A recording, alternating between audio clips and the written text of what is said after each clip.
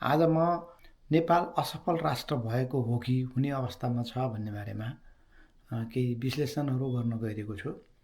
सर्वप्रथम असफल राष्ट्र भनेको कस्तो राष्ट्रलाई भनिन्छ भने राज्यको मुख्य संयन्त्र नै ढलेको, सरकारको नियन्त्रण हराएको, कानुन व्यवस्था ध्वस्त र सर्वत्र हिंसा र अराजकता भएको अवस्थाको राज्यलाई असफल राष्ट्र भनिन्छ। वर्तमान अवस्थामा नेपालमा संविधान, चुनावी सरकार, न्यायालय, सेना, प्रहरी जस्ता मूल संस्थाहरू चलिरहेका छन्। त्यसैले पूर्ण असफल राष्ट्रको परिभाषाभित्र नेपाल पर्दैन। तर राजनीतिक अस्थिरता, कमजोर शासन, भ्रष्टाचार, व्यापक वैदेशिक रोजगारी र रेमिट्यान्समा भर पर्ने अर्थतन्त्रका कारण नेपाललाई आजको दिनमा नाजुक र जोखिमपूर्ण तर अझै काम गरिरहेको राष्ट्र मानिन्छ। संक्षेपमा भन्नु पर्यो भने नेपाललाई अन्तर्राष्ट्रिय रूपमा असफल राष्ट्र भनिँदैन, तर कमजोर नाजुक राज्यको रूपमा आलोचना हुन गरेको पाइन्छ।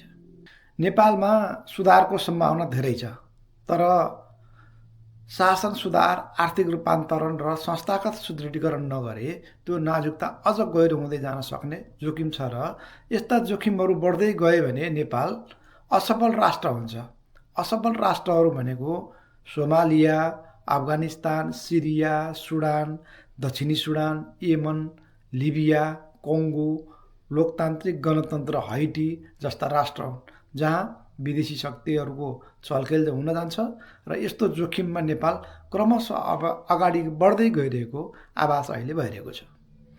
यसै सन्दर्भलाई ध्यानमा राख्दै वर्तमानमा नेपालको अवस्था कस्तो छ, राज्यका अङ्गहरूको अवस्था कस्तो छ र नेपाल असफल राष्ट्र हुन सक्दछ कि सक्दैन भन्ने बारेमा केही विश्लेषण गरिएको छ। राज्य सञ्चालनको मुख्य अङ्ग व्यवस्थापिका। वर्तमान अवस्थालाई हेर्दा राज्य सञ्चालनको प्रमुख अङ्गमध्येको व्यवस्थापिका संसद के कसरी विघटन भयो, निर्वाचित संसदहरूले नै चाल पाएनन्। संसारमा यति छिटो सत्तासीन सरकार सत्ताबाट हटेको र हटाइएको इतिहास पनि कतै छैन। गैर संवैधानिक तवरले व्यवस्थापिका संसद विघटन गरेर जनप्रतिनिधिमूलक संस्थाको औचित्य समाप्त हुनु भनेको सीमित व्यक्तिहरूमा शक्ति केन्द्रित गरी मनलाग्दो पाराले अगाडि बढ्ने उद्देश्य नै हो भनेर हामी प्रष्ट भए हुन्छ। वर्तमान अवस्थामा व्यवस्थापिका संसद नभएपछि आवश्यक पर्ने नीति, नियम लगायतका सार्वजनिक सवालका कुराहरू राख्ने स्थान विघटन भएको छ। त्यसैले राज्यको प्रमुख अङ्गमध्येको एक व्यवस्थापिका संसदले गर्ने काम केही व्यक्तिले अध्यादेश मार्फत गर्न सक्ने अवस्था छ। संविधान बमोजिम केही छैन। जनताको प्रतिनिधिमूलक संस्था व्यवस्थापिका संसद विघटन गरिएको छ। यसै गरी राज्य सञ्चालनको अर्को अङ्ग कार्यपालिकाको बारेमा हामीहरूले हेर्दाखेरि राज्यको अर्को प्रमुख अङ्ग भनेको कार्यपालिका हो। व्यवस्थापिका नभए पनि बलियो र भरपर्दो कार्यपालिका भयो भने आम जनतामा सुरक्षाको अनुभूति हुन सक्ने थियो। तर एक दिन पछाडि यति ठुलो परिवर्तन हुन्छ भन्ने सामान्य आकलन समेत गर्न नसक्ने नेपालका गुप्तचर निकायहरूप्रतिको भरोसा आम नागरिकबाट हराएको छ। भाद्र 24 गते पछाडिको अवस्था भनेको कार्यपालिकामा रहेका प्रधानमन्त्री, मन्त्री र प्रशासनिक निकायका सबैले हेलिकप्टर चढेर भाग्नु परेको, लुक्नु परेको अवस्था, सुरक्षा संयन्त्रको संरक्षणमा रहेका ऐतिहासिक धरोहर सिंहदरबारभित्रको सरकारी कार्यालय, सर्वोच्च अदालत लगायतका देशका प्रशासनिक निकायहरूमा समेत आगजनी गरेर तहस नहस बनाएको र सुरक्षा निकायले सुरक्षा गर्न नसकेको कुराले कार्यपालिका र यसभित्रको प्रमुख अङ्ग सुरक्षा संयन्त्र नै त्रासमा रहेको र केही गर्न नसक्ने, केही गरे आफै कारबाहीमा पर्न सक्ने जस्ता आशंकाले अहिले नेपाल सिक्किम भारतमा विलय गराउनुभन्दा पहिले सिक्किममा जसरी देशका सबै अङ्गहरूलाई निष्क्रिय र अस्तव्यस्त बनाइएको थियो, त्यही अवस्थामा राज्यका प्रमुख अङ्ग र प्रशासनिक निकायहरूलाई पुर्याएको छ। राज्यको कार्यपालिका चाहेर पनि केही गर्न सक्ने अवस्थामा रहेको छैन। अदृश्य रूपमा रहेका कुनै शक्ति केन्द्रको त्रासमा कार्यपालिका चलिरहेको आभास भएको छ। कुन बेला कसले के गर्छ भन्ने अनुमान नै गर्न नसक्ने अवस्थामा रहेको शान्ति सुरक्षाको कमजोर अवस्थाले सबै क्षेत्र र आतंकित अवस्थामा रहेका छन् भने कार्यपालिका अन्यलको अवस्थामा रहेको छ। राज्यको अर्को प्रमुख अङ्गको रूपमा रहेको न्यायपालिकाको वर्तमान अवस्था कस्तो छ त? बहुदलीय गणतन्त्रमा सबैका आफ्ना स्वतन्त्र विचार र समर्थन हुन्छन्, तर न्यायाधीश नियुक्तिको कुरामा कुनै न कुनै पार्टीको मानिस नियुक्ति हुने नै हो। उसले न्यायाधीश नियुक्ति भएर गएपछि कस्तो फैसला गरेको छ भन्ने कुरालाई भन्दा पहिले यो वा त्यो पार्टीको थियो भन्ने नाममा न्यायाधीशहरूको मानमर्दन गर्ने कार्य अहिले गरिने गरेको छ, जुन अत्यन्तै अशोभनीय र स्वच्छ न्यायपालिकाका लागि नराम्रो पक्ष हो। अदालतमा पनि पार्टी पिछेका कर्मचारी सङ्गठनहरू हुने, तिनै सङ्गठनका अगुवाहरू न्यायाधीश हुने गर्दछन्। समग्र नेपालमा जहाँबाट न्यायाधीश नियुक्त गरे पनि कुनै न कुनै पार्टीमा आस्था राख्ने व्यक्तिहरू नै न्यायाधीश नियुक्त हुन्छन्। यो स्वाभाविक पनि हो, तर ऊ न्यायाधीश नियुक्ति भएपछि गरेका काम कारबाही हेरेर उसको मूल्याङ्कन गर्नुपर्नेमा विभिन्न आरोप लगाएर न्यायपालिकाको मानमर्दन गरिने अभियान चलाइएको छ, जसले राज्यलाई गहिरो खाडलमा भासिने वातावरण सिर्जना गरिरहेको जस्तो देखिएको छ। व्यवस्थापिका र कार्यपालिकामा भएको व्यथिति र अन्योलतालाई चिर्दै स्थायित्व प्रदान गर्ने कुरामा नेपालको न्यायपालिकाले विगतमा ठुलो योगदान दिएको थियो। जे जस्तो फैसला आदेश गरे पनि अदालतको आदेश पश्चात आजभन्दा अगाडिका राजनीतिक पार्टीहरूले मान्दै अगाडि बढेका थिए र न्यायपालिकाको गरिमा कायम गरिएको थियो।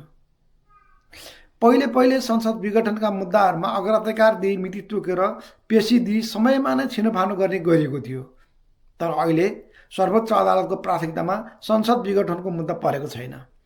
यसले झनै अन्योलता सिर्जना गरेको छ। अदालतको फैसलालाई मान्ने हिजोको सर्वमान्य मान्यता हुँदाहुँदै पनि सर्वोच्च अदालतले संसद विघटनको मुद्दामा कुनै निर्णय र फैसला गर्ने अवस्था अहिलेसम्म देखेको छैन। सर्वोच्च अदालतको प्रधान न्यायाधीशले नै हामीलाई धम्की आयो, असुरक्षित भयो भनेर सार्वजनिक रूपमा भन्नुपर्ने जुन अवस्था सिर्जना भयो, यसबाट नेपालको सर्वोच्च अदालत र न्यायपालिकाको गरिमा र यसको स्वतन्त्रता एवं प्रभावकारितामा शङ्का उत्पन्न भएको छ र अब जनताले न्यायपालिका समेत स्वतन्त्र रूपमा न्याय सम्पादन गर्न नसक्ने अवस्थामा रहेको ठानेका छन्। जहाँ स्वतन्त्र न्याय हुन सक्दैन, त्यो न्यायालयको औचित्यमाथि पक्कै प्रश्न चिन्ह खडा भएको नै छ र हुन्छ नै। यसै गरी राज्यको चौथो अङ्गको रूपमा रहेको पत्रकारिता जगत यति निरीह भएको छ कि कोही कसैले कुनै समाचार माध्यमलाई पत्याउँदैनन्। कुनै मिडियाबाट के कस्तो समाचार आउँछ भनेर सबैले अनुमान गर्न सक्दछन्। ठुला समाचार मिडियाभन्दा युट्युब र हातमा भएका मोबाइलहरूबाट मानिसहरूले आफ्नो सोच अनुसारको समाचार वा जानकारी प्रवाहित गरिरहेका छन्।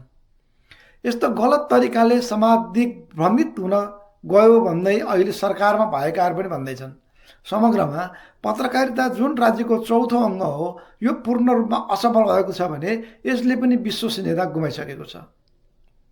तपाईको चाहना अनुसारको समाचार तपाईले मोबाइलमा 4-5 पटक हेर्नुभयो भने एल्गोरिदमले तपाईको मोबाइलमा त्यस्तै खाले समाचारहरू धेरै पठाइदिन्छ र तपाई जसरी भए पनि त्यही समाचार माध्यममा अल्झिरहने वातावरण सिर्जना गरिदिन्छ र हामी सबैलाई एल्गोरिदमले अधीनमा राखिसकेको छ। वर्तमान अवस्थामा हाम्रो देशको चौथो अङ्ग पत्रकारिता क्षेत्र यति धराशायी भएको छ कि अब कुनै पनि समाचार वा भिडियोहरू वास्तविक हो कि यहीले बनाएको पत्याउनै नसकिने भएको छ। पैसा तिरेर भ्युज र सेयर किन्न सकिने अवस्था छ। मानिसहरू सामाजिक सञ्जालमा आसक्त भएका छन्। सामाजिक सञ्जालले पैसा लिएर तपाईँ हामीहरूको दिमागलाई दिग्भ्रमित बनाइरहेको छ भने राज्यको चौथो अङ्गले विश्वसनीयता गुमाइसकेको छ। निष्कर्ष, नेपालमा संविधान, चुनावी सरकार, न्यायालय, सेना, प्रहरी जस्ता मूल संस्थाहरू चलिरहेका छन्। त्यसैले नेपाल पूर्ण रूपमा असफल राष्ट्रको परिभाषामा पर्दैन, तर राजनीतिक अस्थिरता, कमजोर शासन, भ्रष्टाचार, व्यापक वैदेशिक रोजगारी र रेमिट्यान्समा भर पर्ने अर्थतन्त्रका कारण नेपाललाई आजको दिनमा नाजुक र जोखिमपूर्ण तर अझै काम गरिरहेको राष्ट्र मानिन्छ। संक्षेपमा भन्नु पर्यो भने नेपाललाई अन्तर्राष्ट्रिय रूपमा असफल राष्ट्र भनिँदैन, तर कमजोर नाजुक राज्यको रूपमा आलोचना हुने गरेको छ। सुधारको सम्भावना धेरै छ, तर शासन सुधार, आर्थिक रूपान्तरण र संस्थागत सुदृढीकरण नगरे त्यो नाजुकता अझ गहिरो हुँदै जाने जोखिम छ। यदि यस्ता जोखिमहरू बढ्दै गयो भने नेपाल पनि सोमालिया, अफगानिस्तान, सिरिया, सुडान, दक्षिणी सुडान, यमन, लिबिया, कङ्गो, लोकतान्त्रिक गणतन्त्र, हाइटी जस्ता असफल राष्ट्र बन्न सक्ने लाइनमा नेपाल पनि रहेको आशंका छ। त्यसैले तपाईँ हामी सबै सचेत नागरिकहरूले राष्ट्र रही राजनीति हुन्छ, भोलि अधिकार पाइन्छ, लड्न सकिन्छ, तर यो देश असफल राष्ट्र भयो भने विदेशीहरूको चलखेल गर्ने भूमि बन्न सक्छ। यहाँ सबै असुरक्षित हुन्छन्। त्यो हुँदाखेरि हामी सबैले बेलैमा ख्याल गरौँ, सचेत बनाऊँ। यो देशमा रहेका राज्यका अङ्गहरू, कार्यपालिका, व्यवस्थापिका, न्यायपालिका, यिनीहरूलाई राम्रोसँग चलाउन हरेक क्षेत्रबाट कति सकिन्छ सहयोग गरौँ। सबैको अस्तित्व कायम गर्न सकौँ र यी निकायहरू राज्य दह्रो भयो भने तपाईँ हामीहरू दह्रो हुने हो। राज्यका अङ्गहरू कमजोर भयो भने तपाईँ हामीहरू सबै कमजोर हुन्छौँ। त्यही हुँदाखेरि राज्यका अङ्गहरूलाई सफल, सुदृढ र सचेत र जनताका समस्याहरू समाधान गर्न सक्ने खालको बनाउनु पर्ने अहिलेको आवश्यकता छ। कमी कमजोरीहरू सबै क्षेत्रमा रहन्छन् नै र तिनीहरूलाई न्यूनीकरण गर्नु नै सबैभन्दा उत्तम उपाय र विकल्प भएको हुँदाखेरि आम नेपाली जनताहरूले नेपाली भएर सोचौँ, नेपाललाई सुदृढ, समुन्नत अगाडि बढाउने सवालमा एक बनौँ र विवेक प्रयोग गरौँ भन्ने मेरो अनुरोध छ। हस्त, नमस्कार।